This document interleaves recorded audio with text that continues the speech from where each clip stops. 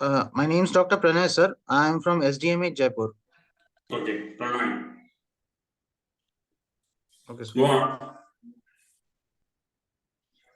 So today's case capsule given to me consists of a 70-year-old male patient who is a resident of Bikaner, Rajasthan, presenting with chief complaints of multiple episodes of vomiting for the last 5 days.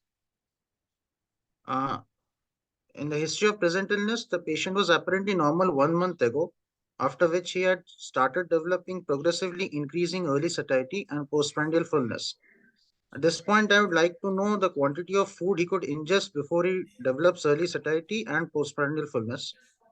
He also complains of multiple episodes of vomiting in a frequency of 2 to 3 episodes per day, which is non-bilious and occurs 20 to 30 minutes after food intake containing food particles for the last 5 days. The vomitus is propelled to several feet away from the patient. At this point, I would like to know the quantity of vomit and vomiting with intake of solids or liquids or both, and any history of progression. It was associated with loss of weight, which was unquantified, but the patient complains of loosening of clothes and along with generalized weakness for the last 1 month. The above complaints are not associated with blood and vomitus, black tarry stools, bleeding per rectum, abdominal pain, distension, or loss of appetite. Some further points that I would like to know in the history is the postprandial fullness associated with dyspepsia. Has the patient have had any episodes in the past? Has the patient been on PPIs? And is there any history of fever or night sweats? In past Why history, fever or night sweats?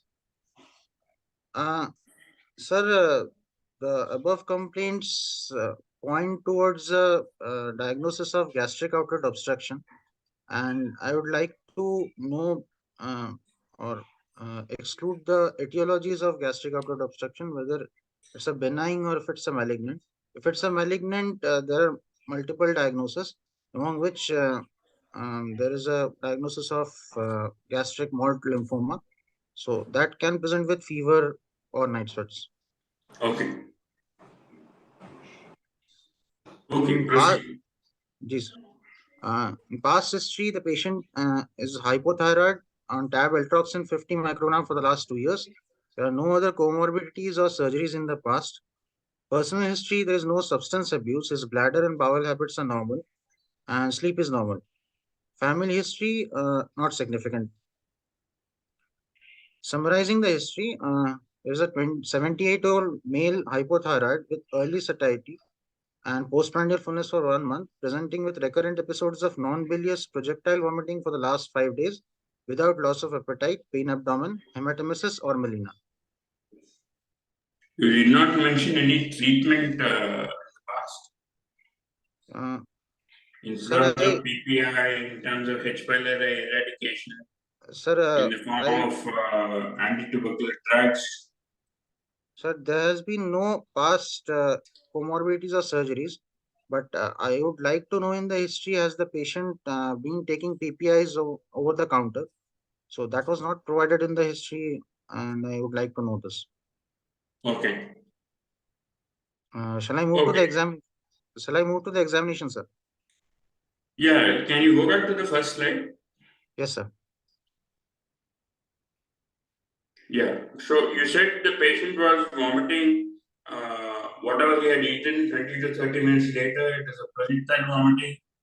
So in which conditions would you get this kind of vomiting? Uh, Predominantly, gastric outlet obstruction would be the first diagnosis that comes to my What mind in about adults. medical causes? Uh, Medical causes, raised intracranial hypertension can cause such kind of vomiting. Yeah, so that's a differential you should keep in your mind. Don't assume because the patient has come to surgical OPD, he will always have surgical problems. You have to Yes, sir. keep your mind open when you're taking a history. Yes, sir. Yeah, go on. Okay, sir. So in general examination, the patient is oriented to time, place, and person, sitting comfortably in bed. In other words, he has decubitus of choice.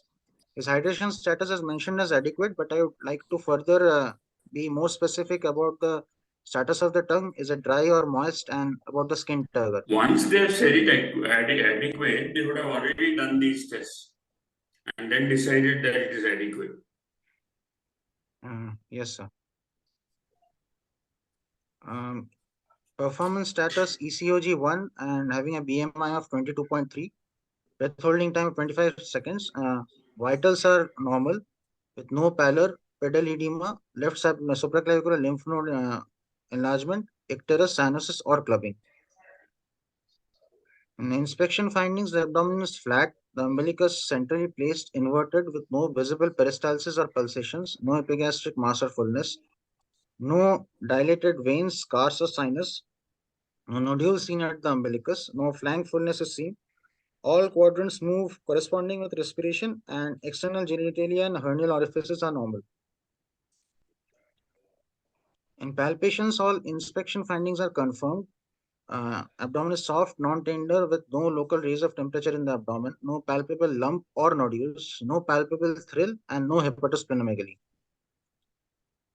Percussion reveals a liver span of 13 centimeter in the right midclavicular line starting from the 5th ICS with no ascites. Auscultation, normal bowel sounds are heard. Succussion splash is not heard. And at this point, I would like to know, is the Ryle's tube present or not? DRE reveals a sphincter tone, normal sphincter tone with no bleeding per rectum or melena, no nodules felt on DRE. CVS, respiratory system, and CNS are essentially normal. Yeah. So, let us start analyzing now. I would like you to tell us what is the conclusion based on the history. How does the examination change that history? So, what are the causes of gastric outlet obstruction in India? Sir, I would like to keep malignant causes of gastric obstruction, gastric outlet obstruction first in my differential diagnosis, because of the elderly age and relatively short duration of history associated with. Just give me a second, I'll relog back in. My sound is very poor. Is it normal now, sir?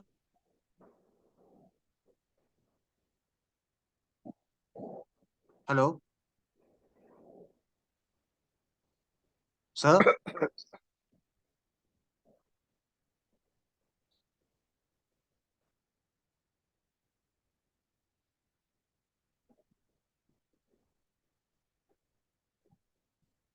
Am I audible, sir? Dr. Pranay, you are audible clearly. Okay, sir. I'm not getting audio from the other sides. Am I audible, sir? Shall I proceed? Yeah, Rajan, please carry on. Yes, sir. So, in summary, we have a 78-year-old male hypothyroid. One second, sir. In summary, we have a 78-year-old male hypothyroid presenting with early satiety and postprandial fullness for 1 month and recurrent episodes of non-bilious projectile vomiting for 5 days without loss of appetite, pain abdomen, hematemesis or melena. Essentially, no positive findings on general and local examination.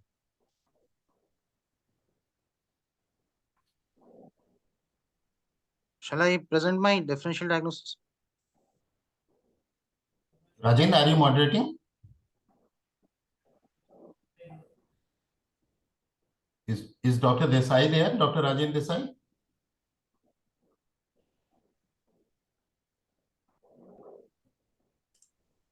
Sir, I'm not sure, sir. Just a minute. Okay. Because I joined a little late, so.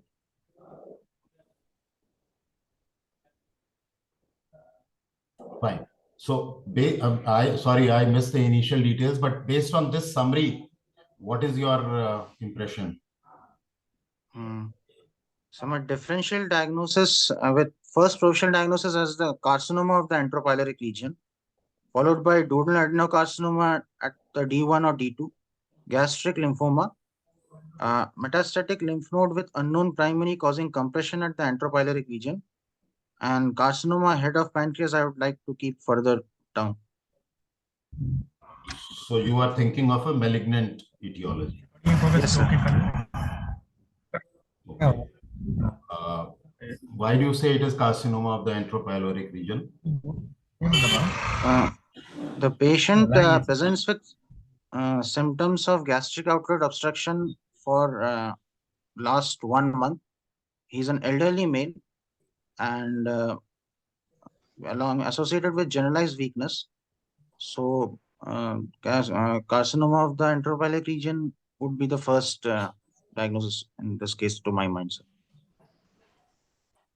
So I think a better answer would be that his symptoms suggest early gastric outlet obstruction, because he has just go back to the summary. Yes, sir. He has just postprandial fullness, and sorry, he has vomiting also. So he has frank gastric outlet obstruction. Yes, sir. Especially if you had said that the vomiting is non-bilious, it contains undigested food which was taken in the morning and the patient vomits in the evening or even the next day. These are typical symptoms of gastric outlet. So gastric outlet obstruction has a spectrum. It starts with early satiety, postprandial fullness, inability to take a full meal, although the appetite is there, but the patient cannot eat as much as he or she had earlier, then nausea, and then frank vomiting. Okay? Yes, so sir. Your answer should be that his symptoms are suggestive of gastric outlet obstruction. So recent onset gastric outlet obstruction in an elderly patient with a short duration of history is highly suggestive of malignancy of the stomach. And because there is gastric outlet obstruction, I am thinking of malignancy in the antropyloric region. So the textbook dictum that recent onset, if they say even dyspepsia, not frank gastric outlet obstruction, recent onset dyspepsia in a middle-aged or elderly patient has to be investigated to rule out a malignancy of the stomach. Okay? Yes, sir. Why do you say duodenal adenocarcinoma at D1, D2? So the patient is presenting with non-bilious recurrent projectile vomiting. So the level of obstruction should be above the D2 in the antropyloric region or the D1 area. So he's also an elderly male. You are a third-year resident? I'm a second-year resident. Second year. So in your 2 years and 3 years of your MS, how many malignant gastric outlet obstruction you have seen, and how many of them were caused by carcinoma of the antropyloric region of stomach, and how many had a duodenal adenocarcinoma at D1, D2? So most commonly it was carcinoma of the antropyloric region. So in the list which you have given is a theoretical list. These are all possibilities. Yes, sir. But in this case, if you have to make a clinical diagnosis, it's sitting in the OPD, then it would be carcinoma of the stomach of the antropyloric region. It can turn out to be anything else, but yes, sir. Do not make a clinical diagnosis of whatever you have not seen a few cases, whatever the chances are less than 10%, please do not make a clinical diagnosis in the exam. These are possibilities, but yes, sir. Not. Similarly, metastatic lymph node with unknown primary, how many cases you might have seen? It's a rare entity, okay? And yes, sir. CA head pancreas. Sir, it is unlikely that CA head pancreas will present with gastric outlet obstruction without causing obstructive jaundice. Yes. Signs and symptoms of obstructive jaundice. But Blumgart mentions that it can be the initial presentation in small number of cases. I'm not aware of the percentage. So which tumors in the head of the pancreas will present with gastric outlet obstruction but no jaundice?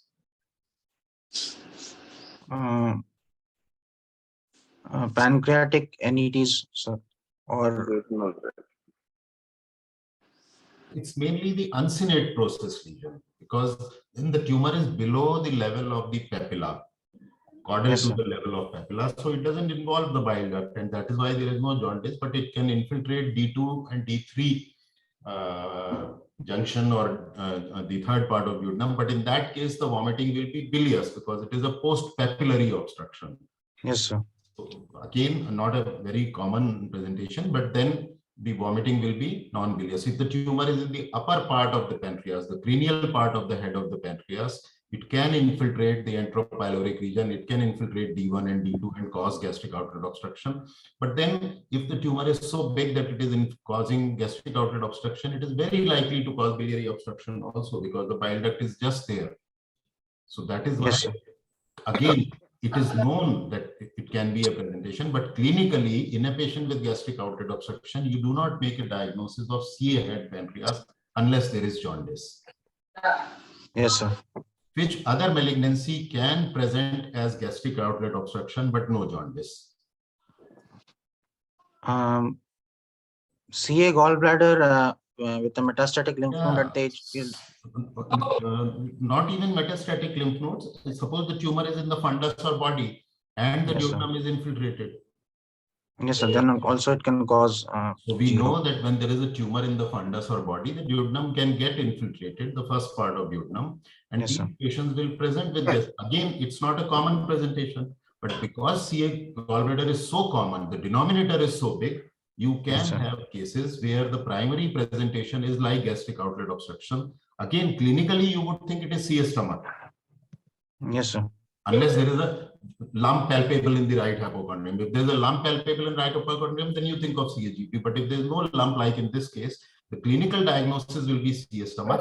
It may turn out that it is actually a CA gallbladder, which is infiltrating the D1 and causing gastric outlet obstruction. But there is no jaundice because the tumor is not at the neck of the gallbladder.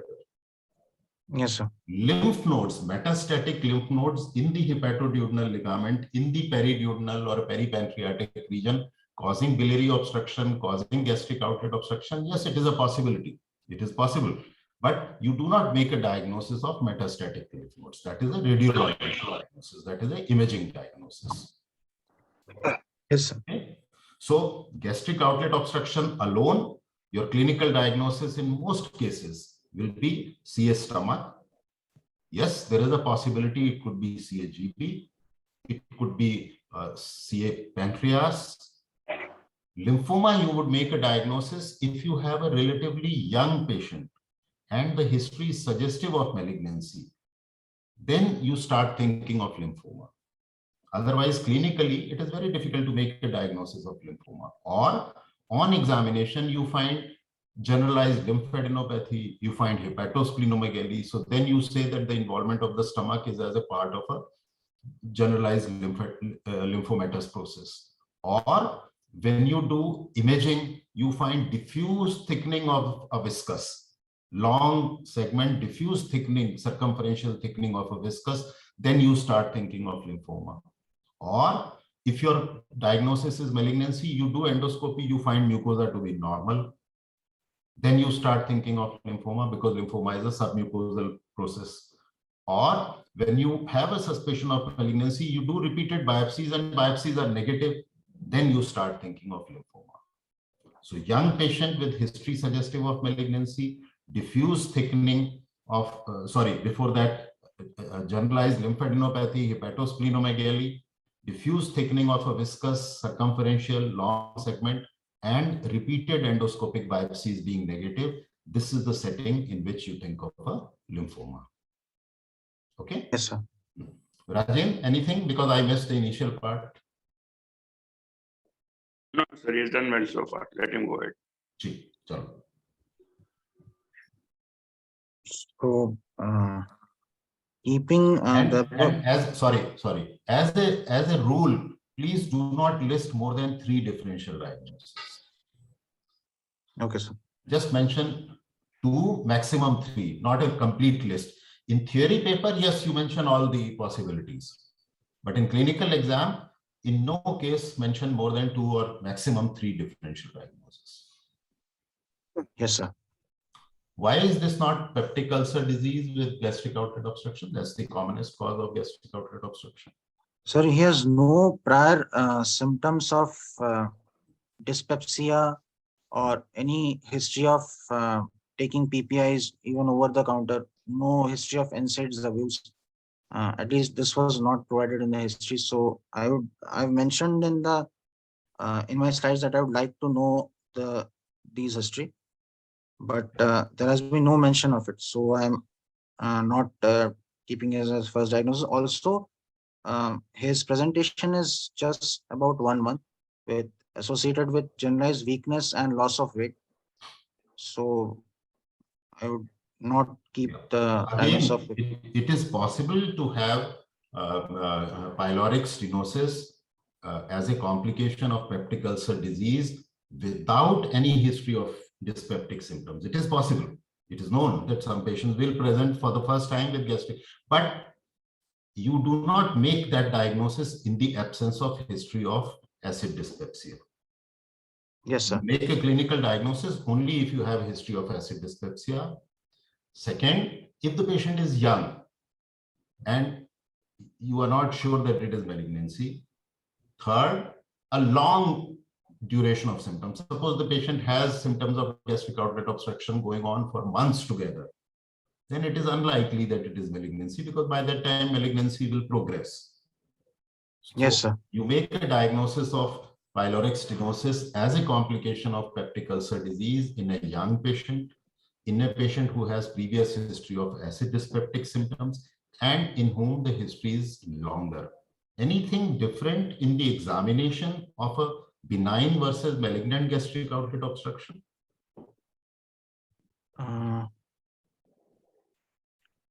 A malignant gastric outlet obstruction may present also with a mass in the epigastrium. Okay. And in benign, there will be no mass. Okay. Suppose there is no mass palpable, can you say it is benign? Yes, sir, it can be benign. No, it can be, but does it rule out malignancy?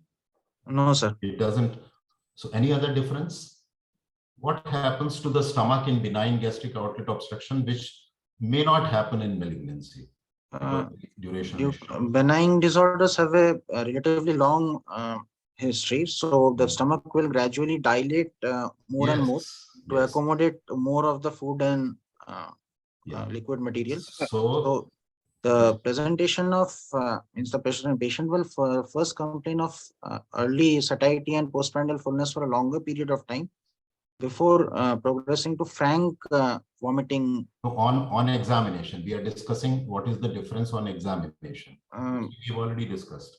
That presence of succussion splash and auscultopercussion test might be positive if he has distended stomach, succussion splash, visible peristalsis. These are more common in benign gastric outlet obstruction as compared to malignant gastric outlet obstruction, because the duration is shorter.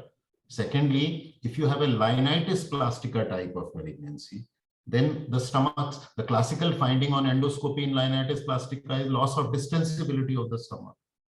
Yes, sir. Then lymphoma, because it is a diffuse circumferential long segment involvement of the stomach wall. Again, so in these cases, the classical findings of gastric outlet obstruction will not be there. Symptoms are there, but findings are not there. Okay? Yes, sir. Okay, carry on. So this patient comes to you in the OPD. What will you do? Sir, I will simultaneously I will ask for investigations for general physical assessment.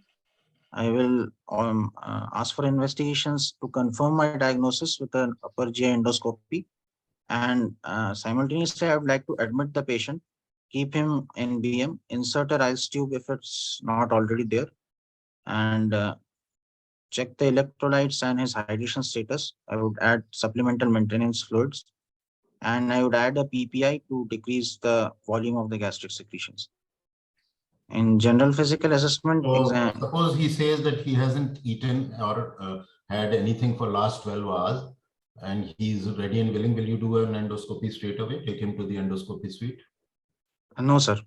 And as my diagnosis is a gastric outlet obstruction, probably of malignant etiology, the stomach is much more likely to be distended and filled with fluid and semi-solid food material that would need to be decompressed and evacuated prior to doing an endoscopy to ensure proper visualization. And so a better answer could have been that since his presentation is like gastric outlet obstruction and my diagnosis is carcinoma of the stomach of the entropyloric region, I would like to do an upper GI endoscopy for him, but after evaluation of his metabolic profile, which of which the most important is?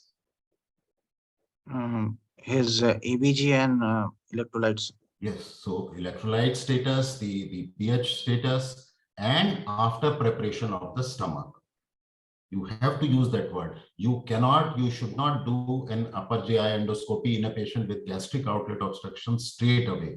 Similarly, Yes. in a patient with achalasia cardia, you cannot do an endoscopy straight away, because the moment you put an endoscope, the patient will aspirate and have problems. So you have to prepare the stomach, you have to prepare the esophagus, you have to look at the hydration, the electrolyte, and the acid-base status of the patient and correct it before you do endoscopy. Yes, sir. So as soon as you mention endoscopy, before the examiner interrupts you, you have to complete the sentence after preparation of the patient, which includes metabolic preparation and mechanical preparation. Yes, sir. Yes, sir. Let's look at his blood investigations. So, as on 22nd November, his CBC profile, complete blood picture reveals a hemoglobin of 12.4 and total counts as 6,810. Is essentially normal. So whenever you are shown a report, please do not read it out, because everybody can read it. Give your interpretation, highlight the abnormalities, or highlight what you were expecting to be abnormal, but it is normal. Urea creatinine reveals normal urea and creatinine levels. Serum electrolytes also normal, although I would like to know about the chloride status. LFT essentially normal with normal albumin and with normal coagulation, INR 1.0. Thyroid profile, the patient is a known hypothyroid, so it's slightly raised, 15.5. CA99 and CA are also normal. So you were expecting him to have hemo concentration because of dehydration. So you should have said that I would like to know the hematocrit also, isn't it? Yes, sir. Then you were expecting some electrolyte imbalance, so you should say electrolytes are normal, but as you rightly said, you would like to know the chloride level also. Ideally, Yes, you would like to have an ABG also in this patient. And yes, you were expecting his serum albumin to be low, although his history is very short. So maybe he doesn't have features of malnutrition yet. And yes, you rightly pointed out his TSH, which is a normal, which is mainly for management. Okay. So yes. then you said you will do an upper GI. So how do you prepare a patient with gastric outlet obstruction for upper GI endoscopy? I will keep him, first of all, I would admit the patient, keep him NBM, insert a rice tube, which is of relatively larger caliber, put it on passive drainage, and if the return fluid comes out to be clear, then it's okay. Otherwise, I have to institute gastric lavage with normal saline until the return fluid becomes clear. So in this patient, do you expect the returns to be clear in the first instance? No, sir. Unlikely. So why say that? Isn't it? Yes. If you say that, I'm going to interrupt you. So you should not give an answer which prompts the examiner to interrupt you. Your answer should be such that I just keep listening. The more interruption means more negative marks. Yes, sir. So after preparation, an upper GI scopy was How done do you on know that you have prepared the stomach well? When the rice tube fluid return becomes clear after lavage.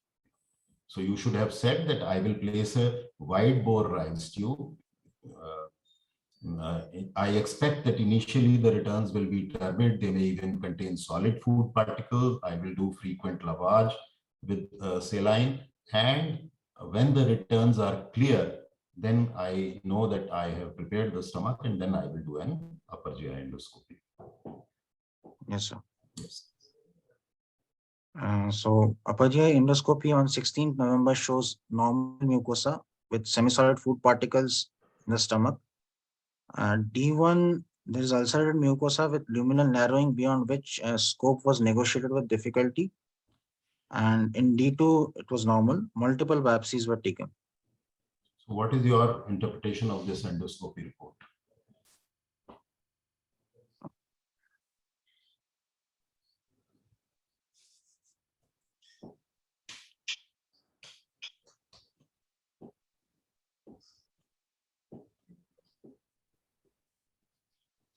Sir, it might be peptic ulcer disease of the duodenum that we can confirm with a biopsy. And also it might Can be... you confirm peptic ulcer disease with a biopsy? No, sir. You cannot. Only suggestive. Biopsy can only rule out malignancy. It cannot confirm peptic ulcer disease. Negative biopsy doesn't mean that it is peptic ulcer disease. Yes, sir. Also, it might be due to malignancy that is infiltrating into the duodenum. So first thing you should say that the preparation is not adequate because you are still seeing semi-solid food particles. Ideally, as you said, that returns should be clear. So all solid food particle must have been emptied out of stomach. That is number one. Number two, if we take this report as correct, it is not a carcinoma of the stomach because they have said stomach is normal. Number three, the pathology is in the duodenum. Yes, sir. It could be benign, it could be malignant. What do you think is more likely?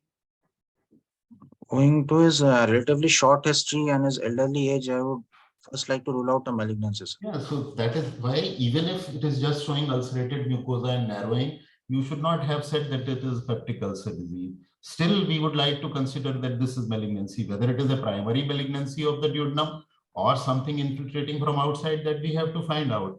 But taking the entire picture into account, age, duration, no past history of peptic ulcer disease, we would still like to consider malignancy, isn't it?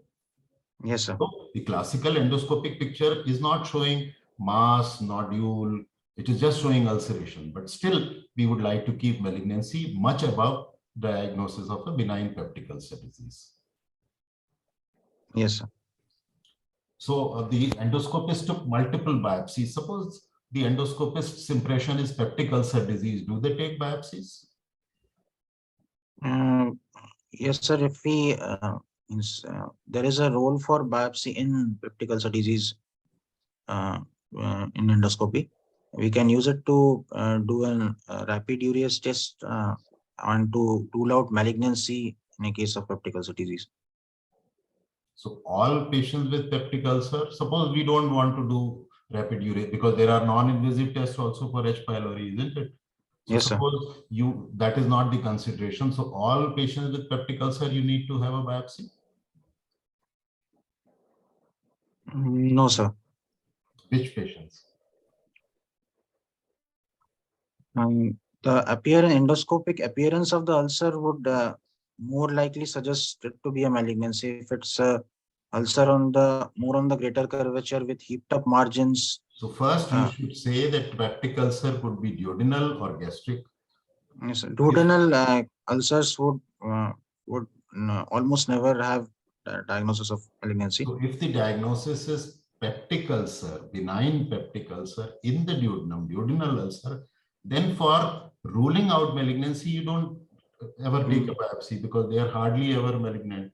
But if the peptic ulcer is of a gastric ulcer type, especially in the body of the stomach, a pre-pyloric ulcer behaves like a duodenal ulcer. But a ulcer in the body of the stomach, so gastric ulcer on the lesser or greater curvature, wherever it is, you need to take a biopsy because it could be malignant. Yes, sir. So just a small digression. Suppose there is an ulcer in the body of the stomach. Patient presents with classical history of dyspeptic symptoms. You take a biopsy. Biopsy is negative. What will you do?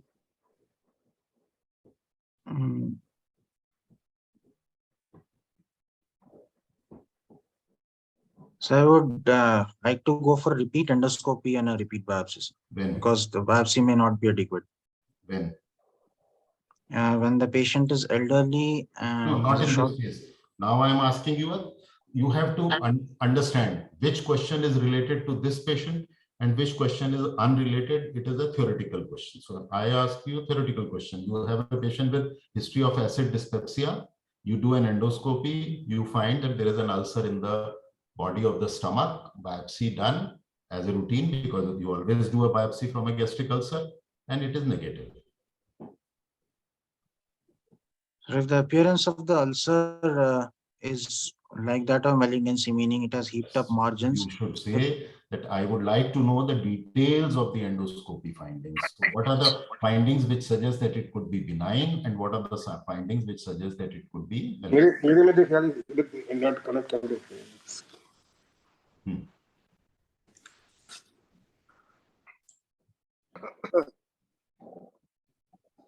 Yes. So in cases, if the ulcer appearance suggested to be of malignancy, meaning So what it are has the features? What are the features? It has heaped up margins with central necrotic ulcer base. The location of the ulcer is more on the greater curvature. I would like to repeat endoscopy and a biopsy. Anything about the folds, the gastric mucosal folds and the relationship to the ulcer? The gastric mucosal folds on the surrounding of the ulcer will be obliterated owing to infiltration with the by the tumors. In which, benign or malignant? In Malignancy. So in malignancy, the folds do not reach up to the ulcer. Whereas Yes, if the folds are reaching up to the ulcer, then it is more likely to be benign. So your answer, yeah, Rajen, please. Yeah, do you expect Ruge to be normal in lymphoma? Are there any types of lymphoma or any benign conditions like Menetrius disease where you will have hypertrophic Ruge? Menetrius disease will cause yes, Menetrius disease will cause hypertrophy of the rugae. Yeah, and it also causes dyspepsia. Yes, sir. Yeah, and what about lymphoma? Since it's a submucosal disease, it will lead to loss of rugal folds. On the contrary, you can have hypertrophic rugal folds if it's a maltoma.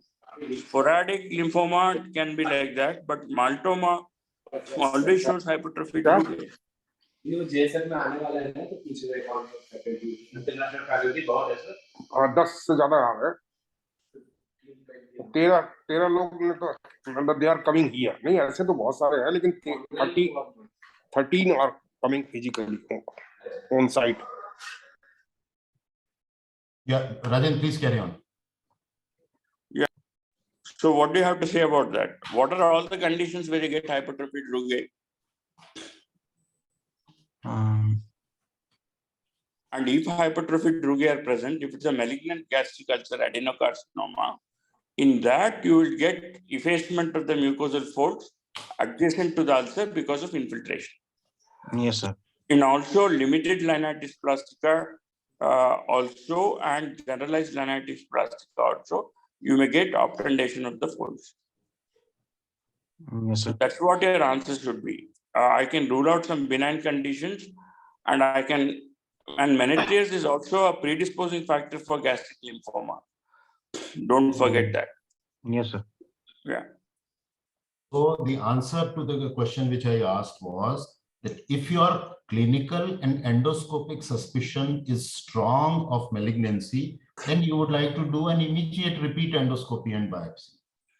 On the other hand, if the clinical picture and endoscopy findings are suggestive of a benign gastric ulcer and the biopsy is benign, then you will treat the ulcer as a benign gastric ulcer, complete the treatment, and then do a repeat endoscopy to demonstrate healing of the ulcer. Because if you demonstrate healing of the ulcer on anti-ulcer treatment, then it reconfirms that it is a benign gastric ulcer. Yes, sir. Okay. Now, suppose you have the first situation that your clinical and endoscopic impression is suspicious of malignancy, and now you do a repeat endoscopy maybe tomorrow, after 2 days or 3 days, whenever the patient is willing. What special thing you will do to make sure कि फिर से negative ना आए biopsy? I will take a biopsy, multiple biopsies from the edge of the ulcer. That normally also you should have taken. So when you do a biopsy from an ulcerated lesion, how many biopsies you take and from where do you take these biopsies? We normally take 6 to 8 biopsies, and preferably from the edge. You should say 4 to 8 because either 1 from each quadrant or 2 from each quadrant. And Yes, from the, and from the edge of the ulcer. From the edge, not from the center of the ulcer. Yes. Yes. Okay, so when you are doing, suppose in the first endoscopy, this was done, 4 or 8 biopsies from the edge were taken, but they are all negative. Now you are doing a repeat endoscopy, you have a high suspicion of malignancy. So what special thing you would do? I would like to add an endoscopic guided ultrasound. Before that, suppose you don't have US, you just have an upper GI endoscope. So what the endoscopists do in such situation is what is known as a deep biopsy or a Biopsy on biopsy. or a biopsy on biopsy. So you take a biopsy from one area, and from the same area now you take another biopsy. So you keep going deeper. Although yes, if you go too deep, you run the risk of causing a perforation. But stomach being a thick-walled organ, that risk is not very high. So that is one procedure which they do. Second is an endoscopic FNAC.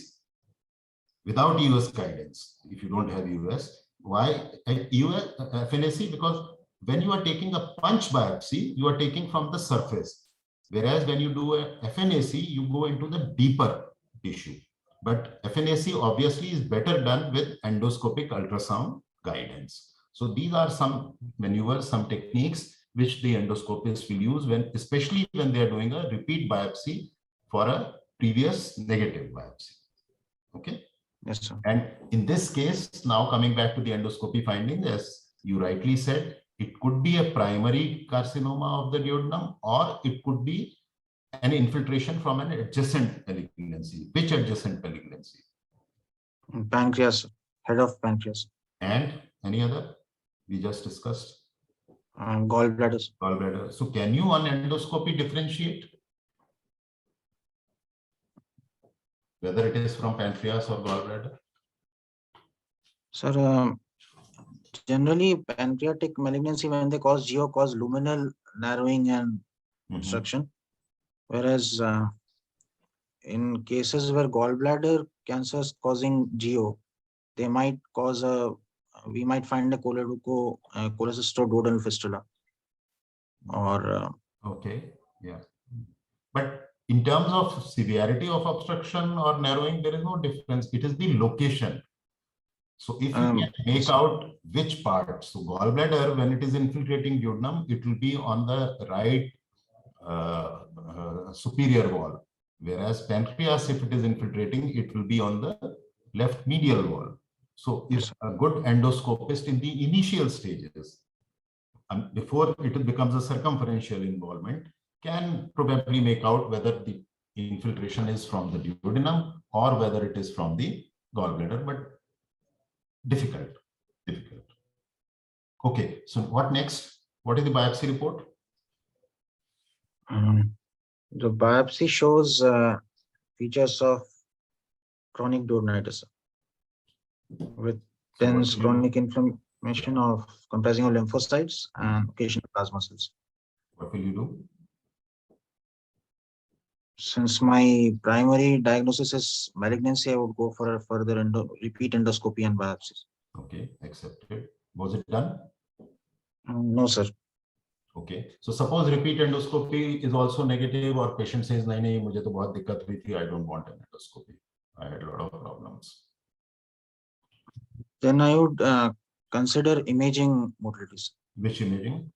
Isotope scintigraphy? Since I'm suspecting a malignancy, I would go for a CT scan of the. So in the first instance, you should have said that since my suspicion of malignancy is very strong, I will go for a contrast enhanced CT scan of the abdomen. So give complete and correct answer in the first instance. Don't leave opportunity for the examiner to ask a counter question. So don't use words like routine investigations, blood investigations, imaging. Be specific. Say what you want to do. Okay. So I will do a contrast enhanced CT scan of the abdomen and pelvis. Let's see. So this is the CT scan report, sir, and these are the sections which are not of very good quality. But whatever you can make out, show us the findings. I will show us the positive findings only, because we have only 10 minutes left. Show us the positive findings. The stomach appears to be a little bit distended, sir. Go back to the previous film. Anything abnormal in the stomach? Lots of air fluid level. I mean, air fluid level is there along with distension and I cannot make out any thickening of the stomach wall. Normally, when you send a patient for CT, the patient is fasting.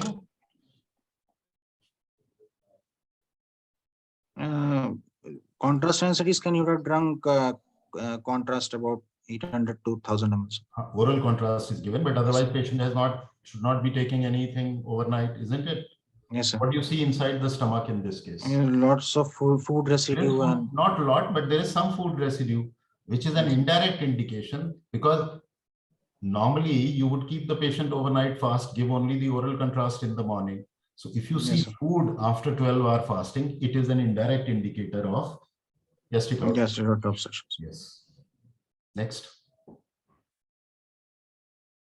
What do you see here?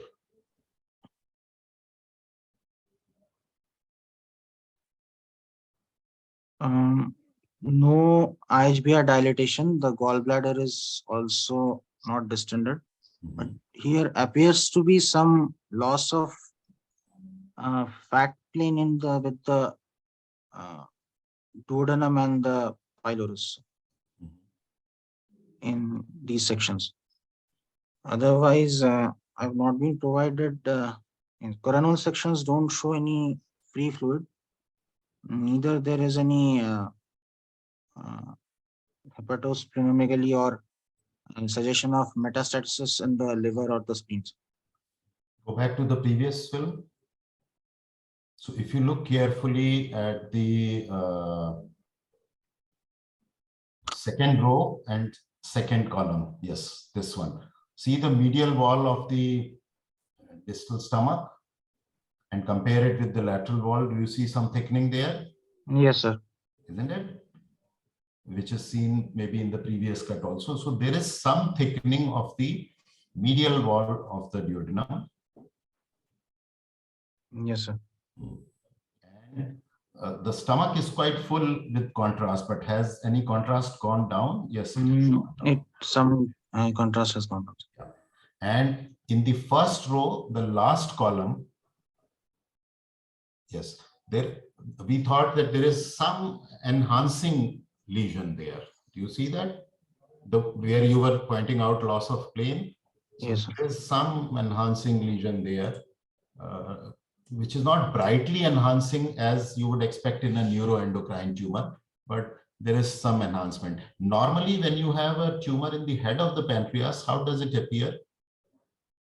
Sir, pancreatic ductal adenocarcinoma generally appears hypodense on the arterial face. Yes, hypodense on the delayed arterial, which is the pancreatic parenchymal phase. So in the pancreatic protocol, you have a delayed arterial phase. I don't exactly remember how many seconds after the injection, but and actually in this case, if we were thinking of a possibility of a pancreatic lesion instead of a contrast enhanced CT, we should have said a pancreatic protocol CT, because if you do a simple contrast enhanced CT, you may miss a pancreatic parenchymal lesion. The pancreatic parenchymal lesions are best seen in the delayed arterial phase, which is the pancreatic protocol, pancreatic parenchymal phase. Okay. Can you show us the pancreas? This area. Is it normal? It appears to be a little bit atrophic, sir. There is hardly any parenchyma there, and whatever is seen, especially in that cut, the fourth column in the first row, it seems as if it is only the duct which is dilated. In the fourth column also, first row, you can see in the neck of the pancreas, if you enlarge that, just enlarge this. Yes, this one. See that? Yes, sir. And just in front of the SMV splenic vein junction, you can see a dilated duct in the neck of the pancreas. There is very little pancreatic parenchyma. Yes, sir. And gallbladder, you should point out that it doesn't have any growth. Yes, sir. Because that was another possibility that we were thinking about. So, what is your final impression or assessment on the CT? So, see, as per the appearance on CT, it would appear to be a pancreatic head on an uncinate process malignancy. I would like to better quantify. Uncinate process is seen in the lower cuts. Uncinate process is the part of the pancreas which you are seeing in the first and second columns in the second row. There is nothing. Yeah, this one. This is the uncinate. So uncinate process is the caudal half of the head of the pancreas, which is in relation to the superior mesenteric vessels. So the lesion, that enhancing lesion, what we see is actually in the head of the pancreas, but it is not causing any biliary obstruction. And there seems to be some thickening of the medial wall of the duodenum. So can you make a diagnosis on the CT? Probably pancreatic head malignancy, So probably you pancreatic should say ductal. that I am not sure, I cannot be definite, but there is keeping the entire picture. Now you have to read the CT scan along with the rest of the findings, clinical and endoscopy findings. So you should say that my suspicion of a malignancy still remains, although I am not sure because it is not showing the classical findings of PDAC. It is not hypodense, it is not causing biliary obstruction, it is causing only duodenal obstruction, and the PD is probably dilated, and there is some atrophy of the pancreas. So not everything is fitting in. You must remember that in medicine, you cannot always explain everything. Everything doesn't fit in with each other all the times. There are some odd points which nobody can explain. So you should be ready to admit that. Yes. Next, what will you do? How will you establish the diagnosis? So, may I show the report of the CT?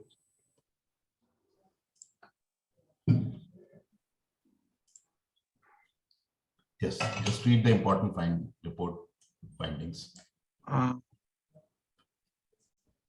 The liver, there is no intrahepatic biliary radical dilatation. Gallbladder is not that much distended. There is an ill-defined heterogeneously enhancing mass lesion involving the head of the pancreas, measuring 3.5 into 4 centimeter in size, which loss of fat planes with the adjacent duodenum and mild wall thickening. Body and tail of pancreas appears atrophic with dilatation of the MPD to about 8 mm in diameter. No free fluid in the peritoneal cavity. No para-aortic or para-aortocaval lymph node. So based on these CT findings, what will be your diagnosis? What will be the radiological diagnosis? Pancreatic ductal adenocarcinoma of the head of pancreas. And? With gastric outlet obstruction. And? With no obstructive jaundice. And? Appears to be locally advanced. What about the pancreas? Rest of the pancreas? The rest of the pancreas is atrophic with. So what does it suggest? Why should the rest of the pancreas be atrophic in a PDAC of the head? It might be a setting of chronic pancreatitis. So based on this report, there's no history of pain, but based on this report, the radiological diagnosis should have been chronic pancreatitis with a malignancy or suspicion of malignancy in the head of the pancreas. Now, if you have chronic pancreatitis and you have these findings on radiology, and it is not fitting in with the malignancy, because you, as we discussed, there are some points which are not fitting in, what else can it be?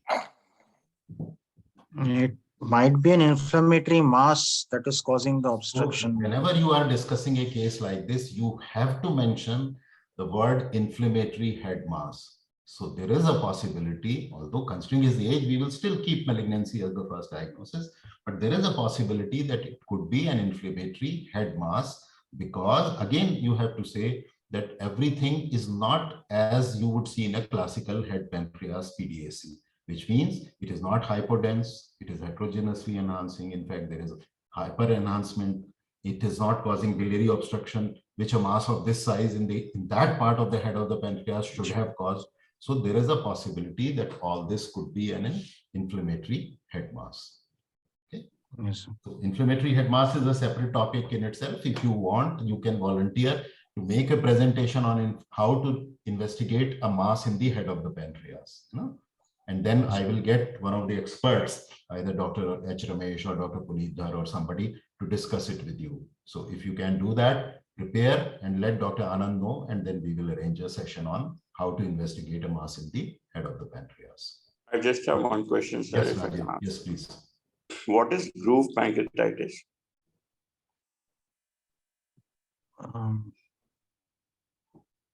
So I've heard of the term. I'm not very sure how to describe it. Yeah, groove pancreatitis can cause gastric outlet obstruction.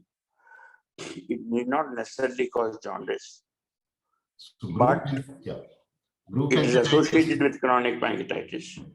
groove pancreatitis is inflammation which is localized to that groove between the CBD, the duodenum, and the head of the pancreas. It has typical inflammatory edema and mass-like effect in that region, which, as Dr. Desai said, presents primarily with gastric outlet obstruction, but no biliary obstruction. Most of these cases are confused with a CA head pancreas.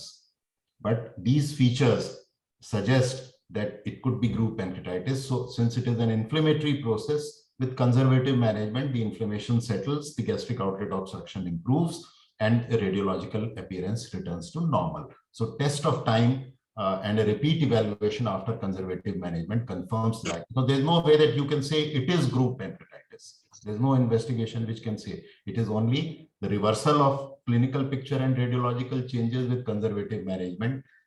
And if you have a strong suspicion and US guided FNAC. So that is what we will discuss when we discuss how to investigate a head mass lesion. Okay.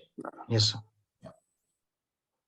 Any student, any other faculty member, any question, comment?